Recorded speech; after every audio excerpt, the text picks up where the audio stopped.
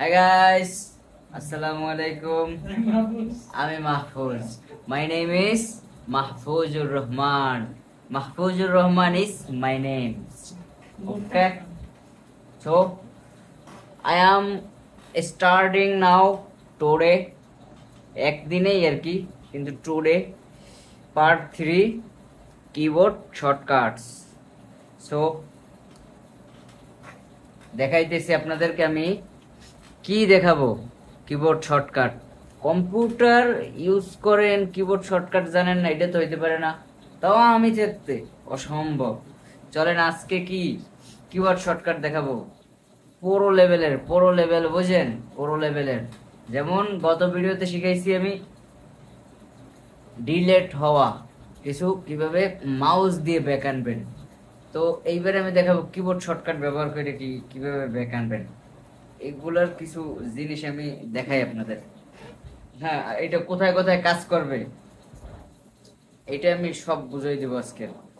যেমন আমি প্রথমে ডেস্কটপ বলতে আমি বুঝাই এখানে ডেস্কটপ ফাইল ম্যানেজার, ঠিক আছে।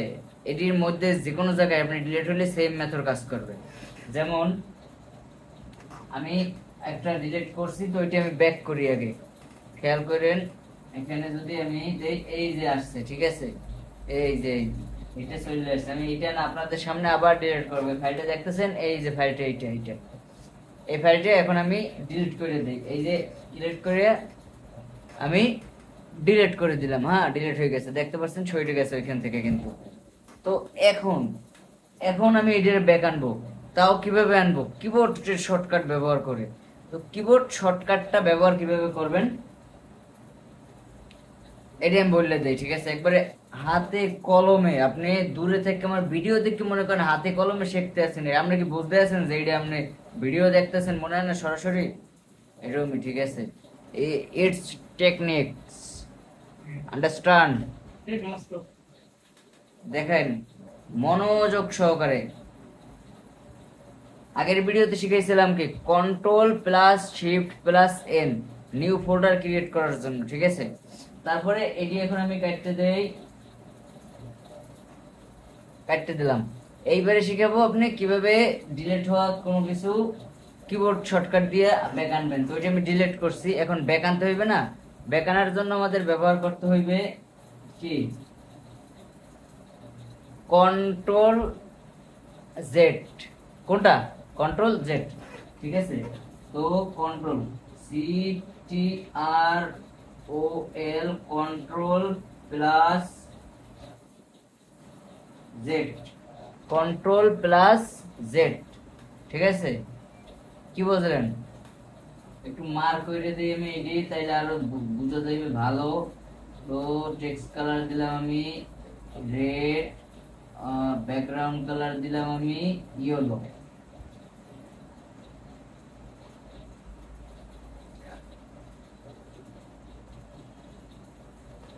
এইবার ভালো বোঝা যাইতেছে।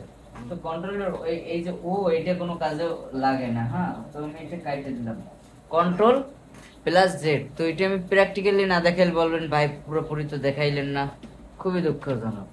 চলেন পুরোপুরি দেখাই দেই আপনাদেরকে। তো এখানে আমি কি করব, পেজটা মিনিমাইজ করে দিলাম। এখন আমি ওইটা ব্যাক আনবো যেটা এই দেখাবার আগে আমি ডিলিট করছি। সেজন্য কি করতে হবে আপনাকে কন্ট্রোল জেড প্রেস করতে হবে। আমি এই কিবোর্ডে কিন্তু আমার হাত আছে, দেখেন কন্ট্রোল প্লাস জেড, ঠিক আছে, দিলাম। পুরোটা কিন্তু ব্যাক চলে আসছে। হ্যাঁ,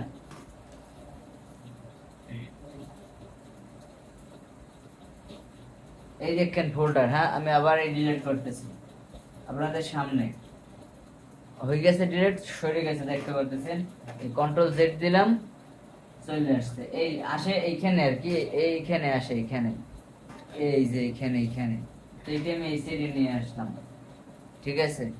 আশা করি বুঝতে পারছেন। কন্ট্রোল জেড দিয়ে ব্যাক আসে।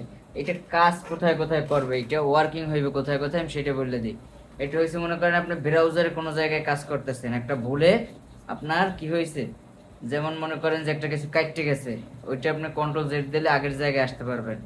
তারপরে মনে করেন যে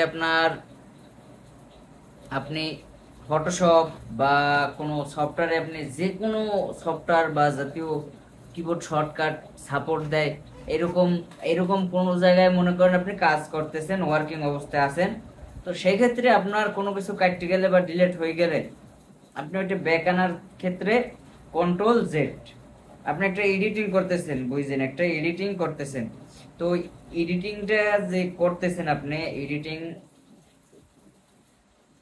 একটা ভালো পর্যায়ে গেছেন বা একটা শেষ শেষ পর্যায়ে আসছেন, ওইখান থেকে একটা মিস্টেক, একটা মনে করেন কিছু ডিলিট হয়ে একটা মিস্টেক হয়ে এরকম গেছে কি আপনার, তো সেই ক্ষেত্রে আপনার এইটা কাজে আসবে। অনেক সময় যেমন ফটোশপে, ক্যানভা, এডিটিং রিলেটেড যে সফটওয়্যারগুলো আছে বা অনেক জায়গায় একবার কন্ট্রোল জেড দিলে আসে না, কন্ট্রোল অল্টার দিয়ে আপনার বা কন্ট্রোল শিফট, ঠিক আছে, কন্ট্রোল শিফট দিয়ে দিলে সম্ভবত আপনার অনেকগুলোই মানে একের পর এক একের পর এক যাইতে পারবেন আপনি, কন্ট্রোল অল্টার জেড। তো এগুলো নিয়ে আমি কন্ট্রোল অল্টারে কি, কন্ট্রোল শিফটে, এগুলো সব বিস্তারিত আপনাদেরকে আমি শিখাবো, ঠিক আছে। তো আমি আছি আপনাদের সাথে, আপনারা আমার সাথেই থাকবেন।